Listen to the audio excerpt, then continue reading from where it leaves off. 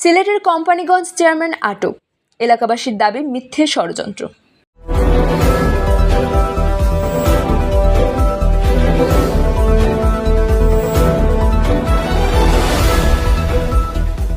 সিলেটের কোম্পানিগঞ্জ উপজেলার পূর্ব ইসলামপুর ইউনিয়ন পরিষদের চেয়ারম্যান আলমগীর হোসেন আলমকে পাথর লুটের অভিযোগে আটক করায় তার ইউনিয়নবাসী তা মিথ্যে ষড়যন্ত্রমূলক দাবি করে ক্ষোভ প্রকাশ করেছেন।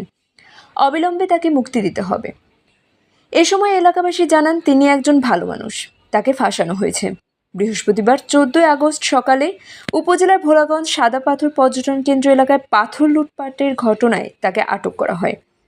সরেজমিনে গিয়ে এলাকাবাসীর সাথে কথা বলে জানা যায়, ধলাই নদীর বালু উত্তোলনের বিরোধিতা নিয়ে আওয়ামী লীগের সহসভাপতি, বর্তমান তেলিখাল ইউনিয়নের বর্তমান চেয়ারম্যান আলফু চেয়ারম্যানের নেতৃত্বে বর্তমান ইসলামপুর ইউনিয়ন পরিষদের চেয়ারম্যান আলমগীর আলমকে চক্রান্ত করে ফাঁসানো হয়েছে।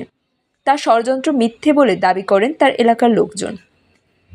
এ বিষয়ে কোম্পানিগঞ্জ থানার ভারপ্রাপ্ত কর্মকর্তা ওসি উজায়ের আল মাহমুদ আদনান গণমাধ্যমকে বিষয়টি নিশ্চিত করে বলেন, ইউপি চেয়ারম্যান আলমগীর আলমের বিরুদ্ধে সাদা পাথর এলাকা থেকে পাথর লুটে জড়িত থাকার অভিযোগ রয়েছে। তাকে ইসলামপুর এলাকা থেকে আটক করা হয়েছে। স্থানীয় সূত্রে জানা যায়, রাজনৈতিক পট পরিবর্তনের সুযোগে গত 1 বছরে ভোলাগঞ্জ সাদা পাথর এলাকায় অনিয়ন্ত্রিতভাবে পাথর লুট চলেছে।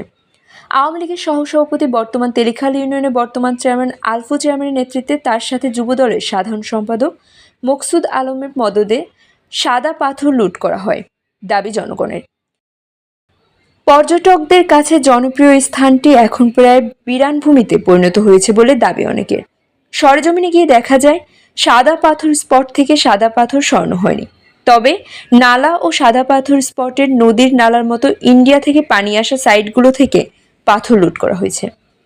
গোটা এলাকা ধুধু বালুচরে রূপান্তরিত হয়।